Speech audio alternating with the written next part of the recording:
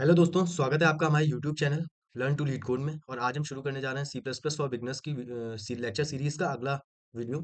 तो आज हम इसमें देखेंगे कुछ सी प्लस प्लस के बेसिक स्ट्रक्चर के बारे में, और सी प्लस प्लस लैंग्वेज में कैसे हम इनपुट लेते हैं और आउटपुट देते हैं। तो ये सारी चीज़ें हम देखने के लिए एक एग्जाम्पल का यूज़ लेंगे। जैसे कि ये हमारा एक कोड स्निपेट है। तो इसके लिए पहली चीज़ हमें जाननी होगी कि प्री प्रोसेसर प्रोसेसर डायरेक्टिव्स क्या होते हैं। प्री प्रोसेसर डायरेक्टिव्स हमारे लिए बेसिकली वो लाइंस ऑफ कोड होती हैं जो किसी भी प्रोग्राम में जब भी कोई प्रोग्राम एग्जीक्यूट होता है, जो सबसे पहले लाइंस ऑफ कोड एग्जीक्यूट होंगी वो हमारी कहलाती हैं प्री प्रोसेसर डायरेक्टिव्स। बेसिकली ये हमारा फ्लो डिसाइड करता है, वो कोड के एग्जीक्यूट होने का फ्लो को डिसाइड करता है। तो इनकी हम पहचान कैसे करते हैं? ये कुछ कीवर्ड से शुरू होती है, जैसे कि hash include, hash define, etcetera. तो एक बार इसको फिर से रिवाइज करते हैं हम लोग। सबसे पहले हम लोगों को जानना पड़ेगा प्री प्रोसेसर डायरेक्टिव्स के बारे में। स्ट्रक्चर को समझने से पहले ये चीज समझनी जरूरी है कि प्री प्रोसेसर डायरेक्टिव क्या होता है। तो प्री प्रोसेसर डायरेक्टिव हमारे those lines of code which are executed first. तो प्री प्रोसेसर डायरेक्टिव हमारा कुछ नहीं होता है। ये हमारी वो लाइंस ऑफ कोड होती हैं जो कोई भी प्रोग्राम में एग्जीक्यूट होने के सबसे पहले एग्जीक्यूट होंगी। इसके बाद हमने इनकी पहचान बताई। पहचान हम कैसे कर सकते हैं? हैश इंक्लूड और हैश डिफाइन जैसे फंक्शन, जैसे कीवर्ड्स अगर यूज होंगे तो हमें ये बात समझनी है कि वो हमारा प्री प्रोसेसर डायरेक्टिव की लिस्ट में आता है। वही लाइंस ऑफ कोड जो इन कीवर्ड से शुरू हुई हैं वही सबसे पहले एग्जीक्यूट होने वाली हैं। इसके बाद हम देखते हैं ये कुछ आयो स्ट्रीम जैसा लिखा हुआ है यहाँ पे। आयो स्ट्रीम क्या होता है? जैसे ये जो भी हम इन दो ब्रैकेट्स के बीच में लिखते हैं हैश इंक्लूड के साथ में, ये होती है हमारी हेडर फाइल्स।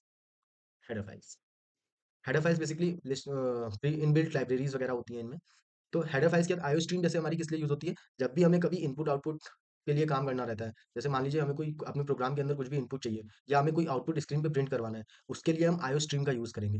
तो इसके अंदर कुछ स्टैंडर्ड लाइब्रेरीज इनबिल्ट प्रीबिल्ट रहती हैं, जो कि हम यूज करके अपने आउटपुट को स्क्रीन पे प्रिंट करवा सकते हैं और यूजर से कुछ इनपुट ले सकते हैं। तो ये बेसिक काम होता है हमारा हेडर फाइल्स के लिए। इसके बाद हम देखते हैं अपने फंक्शंस की तरफ चलते हैं। दूसरी प्री प्रोसेसर डायरेक्टिव्स के बाद अगर हम कोई दूसरी चीज जानना चाहेंगे तो वो फंक्शंस है। क्योंकि अगर बेसिक स्ट्रक्चर की बात करें तो बस इन दो से मिलकर के हमारे सी प्लस प्लस कोड का बेसिक स्ट्रक्चर बन जाता है। पहले हमारी प्री प्रोसेसर डायरेक्टिव्स होंगे कुछ, और फिर फंक्शंस कुछ लिखे होंगे। इन फंक्शंस में कुछ यूजर डिफाइंड फंक्शंस भी होते हैं, यूजर डिफाइंड फंक्शंस भी होते हैं जो कि हम लोग खुद कोड करते हैं किसी बेसिक पर्पस के लिए। और एक हमारा मेन फंक्शन होता है जो कि इंट मेन से हम लोग करते हैं, यहाँ पे रिटर्न हम लोग जीरो करते हैं। ये हमारा मेन फंक्शन है। तो जब भी कभी प्रोग्राम को एग्जीक्यूट होना होगा तो जो सबसे पहला फंक्शन कॉल होगा वो मेन फंक्शन हमारा होता है। तो और इस फंक्शन के अंदर हम अदर फंक्शंस को कॉल करते हैं। बेसिकली अगर हम कहें तो अगर जो पहली बार जब प्रोग्राम लोड होता है, जो फंक्शन कॉल होता है वो सिर्फ हमारा मेन फंक्शन ही कॉल होता है। तो अगर हम इसको इंट हमारा एक रिटर्न टाइप होता है, ये एक डेटा टाइप है, इसको हम डेटा टाइप वाले लेक्चर में कवर करेंगे। और इसके बाद हम आते हैं अपने रिटर्न कीवर्ड। ये रिटर्न जीरो लिखा हुआ है, जो रिटर्न जीरो का मतलब बेसिकली ये होता है, अगर मेन फंक्शन के अंदर हमारा रिटर्न रिटर्न जीरो लिखा हुआ है, उसका मतलब ये होता है कि हमारा जो प्रोग्राम है, जो भी कोड है, वो एग्जीक्यूट हो गया सक्सेसफुली।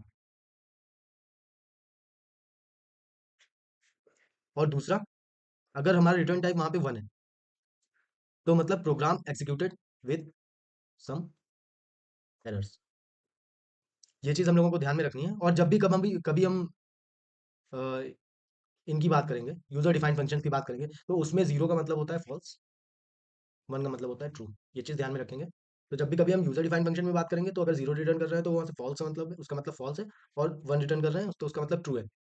और मेन फंक्शन में जब बात करेंगे तो जीरो, अगर कोई रिटर्न टाइप हमारा जीरो है तो उसका मतलब ये है कि हमारा जो कोड है वो सक्सेसफुली एग्जीक्यूट हो गया है। और रिटर्न टाइप अगर हमारा वन है तो इसका मतलब ये है कि हमारे कोड में कुछ एरर आई हुई है, और ये हम पर्पसली डालते हैं अपने कोड के अंदर। तो ये कुछ हमारा बेसिक स्ट्रक्चर था जिसके बारे में हम लोगों ने देख लिया। इसके अलावा आपको कुछ जानने की जरूरत नहीं है। फिलहाल आपको प्रोग्रामिंग शुरू करने के लिए इतना काफी रहेगा जानने के लिए। इसके बाद हम देखते हैं कि हमको अगर कोई इनपुट लेना है बेसिकली, जैसे मान लीजिए हमें कोई किसी की एज जाननी है। एज हमारी इंटीजर टाइप की होगी। डेटा टाइप्स के बारे में आप अभी ज़्यादा मत सोचिएगा, क्योंकि हम इसको डेटा टाइप वाले वीडियो में काफ़ी अच्छे से कवर करेंगे। तो अगर मान लीजिए हमें किसी की एज इनपुट करवानी है, जैसे आपको अपनी एज इनपुट करवानी है, तो हम सी इन कीवर्ड का यूज़ करेंगे इस वाले सिंबल के साथ में। डबल ग्रेटर देन वाला सिंबल ऐसा रहता है, ये वाला सिंबल हम लोग यूज़ करेंगे। और यहाँ पे हम जो भी एज अपनी लेना चाहते हैं वो ले सकते हैं। यहाँ पे हमने एज एक वेरिएबल डिफाइन किया है, उसकी वैल्यू हमें चाहिए, उस एज में वैल्यू चाहिए, तो वो वैल्यू हम यहाँ पे ऐसे इस तरीके से इनपुट ले सकते हैं यूजर से। और इसमें एक और चीज़ हम लोगों को देखनी है कि हम ये, क्योंकि ये एक स्टैंडर्ड फंक्शन है,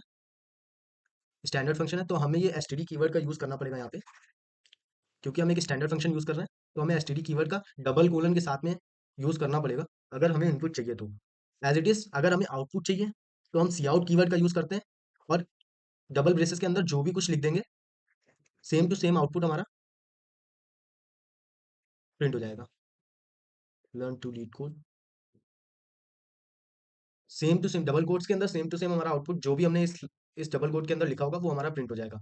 इसके बाद हम लोग समझते हैं कि हम लोग ये सेमीकोलन क्यों यूज़ कर रहे हैं हर स्टेटमेंट के बाद में।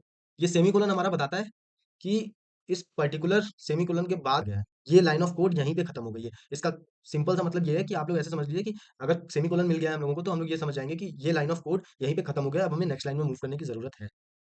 तो इन्हीं चीज़ों को हम एक बार कोड करके भी देख लेते हैं। तो और एक चीज़ कोड करने के लिए आप लोगों को या वीएस कोड सेटअप कर लीजिए। सी प्लस प्लस के लिए कोई भी एक वीडियो ट्यूटोरियल देख लीजिएगा, यूट्यूब बहुत सारे पड़े हुए हैं, उनमें से देख करके एक वीएस कोड का सेटअप कर लीजिए। या आप डेफ सी प्लस प्लस नाम का एक सॉफ्टवेयर आता है, उसको भी यूज़ कर सकते हैं, कॉन्फ़िगर कर सकते हैं, सेटअप कर सकते हैं। या फिर आप ऑनलाइन कंपाइलर्स का यूज़ कर सकते हैं। एज अ बिगनर आप ऑनलाइन कंपाइलर्स का भी यूज़ कर सकते हैं।